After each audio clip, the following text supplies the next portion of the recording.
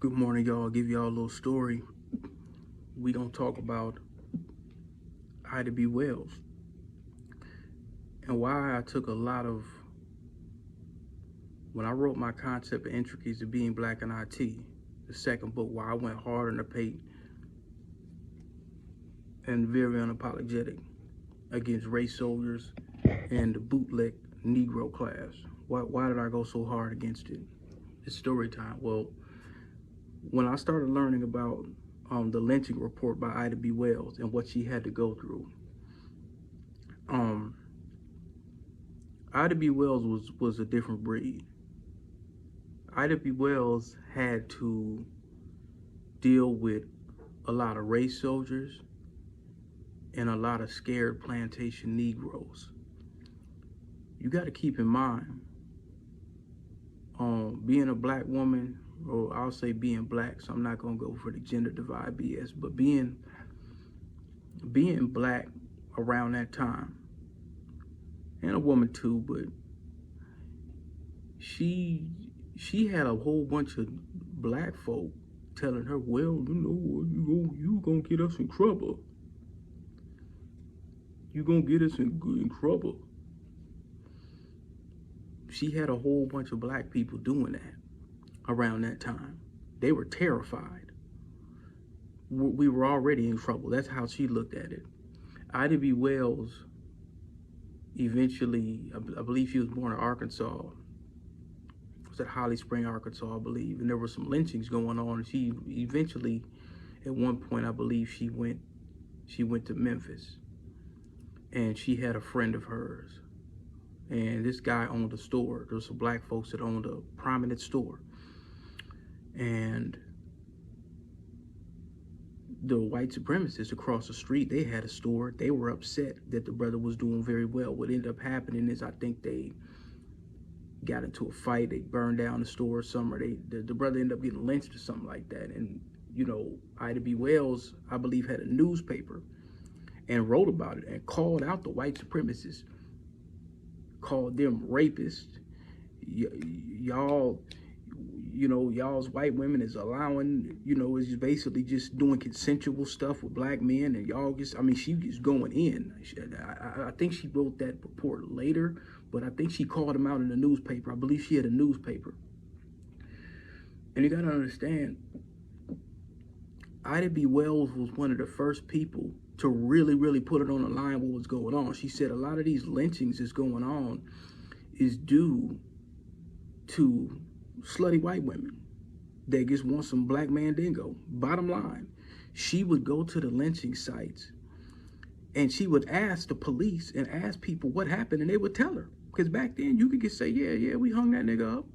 We hung him up, and he was with a white woman. Well, did he rape her? No. But being with a white woman is rape back then. So that Negro had to go. They would tell her that they basically killed the dude. She would go to the lynching sites where it happened. And a lot of times she would go by herself because Negroes was too scared to go with her. And she'd keep that power tool. She'd keep that iron with her too. And she started this from, in 1883, she was on a train and she was in the ladies section because they would separate and be like, because dudes might be smoking cigarettes and drinking whiskey. So they'd be like, okay, we want to keep the ladies with the ladies because the dudes would be rough and they'd be hot, drunk and smoking and talking, men talk. So the women would have a separate section. Well, there was no more room for the white women. So they told her that she got to get up. And Ida B. Wells was like, no, I'm not getting up. I paid for this ticket. And dude tried to put hands on her. And Ida B. Wells hit him with the Mayweather and bit him. And went all the way to the Supreme Court and won. It almost went up to the Supreme Court and won. And the white Supreme Court said, we know that it's true. We admit you're a citizen and you paid your ticket, but nah, we not gonna honor it. And after that, she went crazy. She said, oh no, this white supremacy thing I'm going hard. So she went to the areas to find the truth, which was 9 times out of 10 consensual. You get slutty white women and one of the black men did go, and it's always been like that. And she called out the race soldiers. It was Elizabeth Cady Stanton and Susan B. Anthony, which were known white supremacist feminists, that said, hey, black men are rapists. We don't want their vote. White women need to vote. Black men don't need to vote. They're rapists. And Ida B. Wells called them out. So this whole idea that they use the narrative, especially a lot of the narrative they use, like John Lewis, they say keep mentioning something about voting or whatever, and y'all keep in mind this tweet that this dude sent out on July 8th, 2016. I pulled it up. Do you know that this nigga said I was beaten bloody by the police officers? He's talking about Selma. But I never hated them. I said thank you for your service.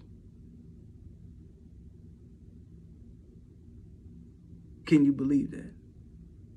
Now, keep in mind, in the 1800s, Ida B. Wells was telling black folks, you need to keep that Winchester. And they keep using this feminist approach and this beta male approach, and they try to link it up with John Lewis as the narrative. They use John Lewis, one of his, I've seen a lot of articles about Ida B. Wells, and they always bring it in with the Voting Rights Act and stuff like that. And the thing is Ida B. Wells would have never co-signed that cowardly stuff.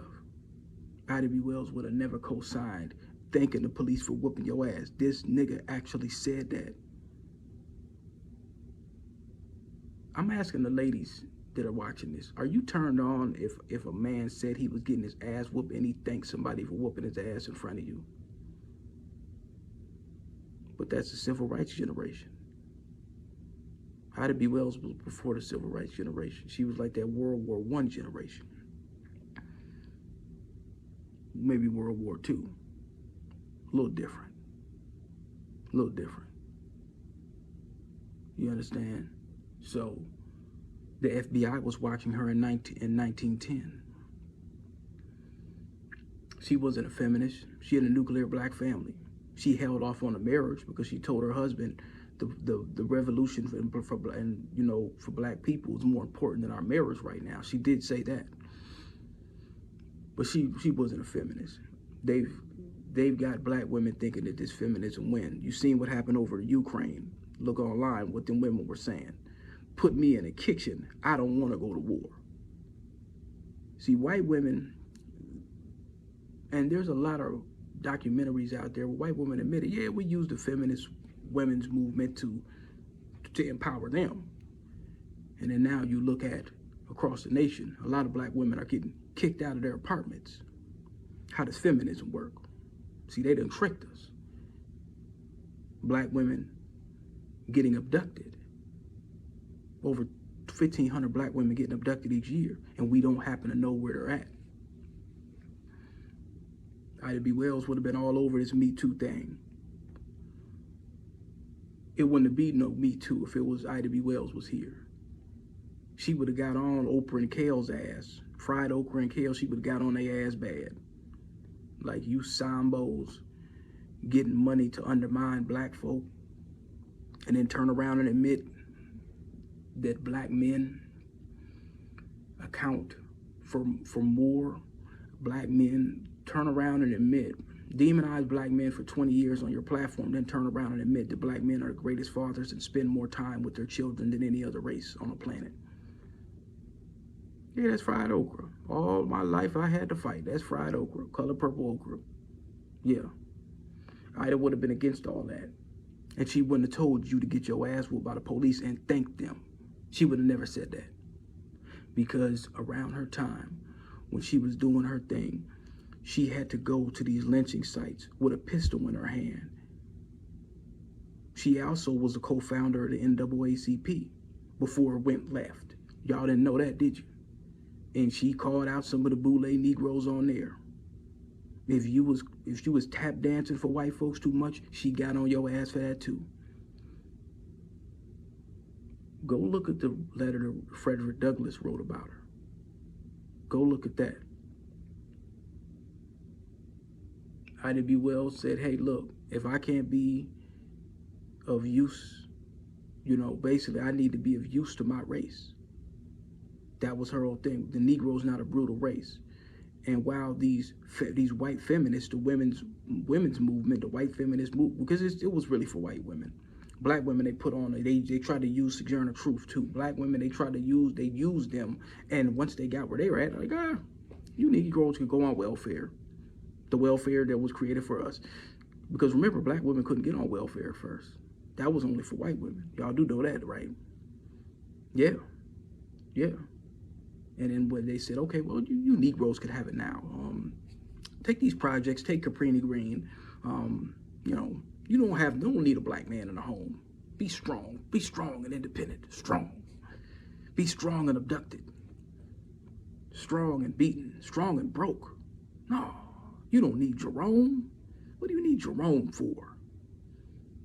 Look at us now. Ida B. Wells was trying to stop that.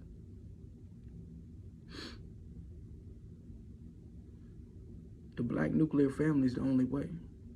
There's no other culture or civilization that has done otherwise that has been powerful. Do you think that there was a bunch of single mother homes in Tulsa and building up Greenwood, coming off the plantation, and all black folks had to work together? You look at these old pictures, you see black men and women working together, building up these banks, building up these enterprises.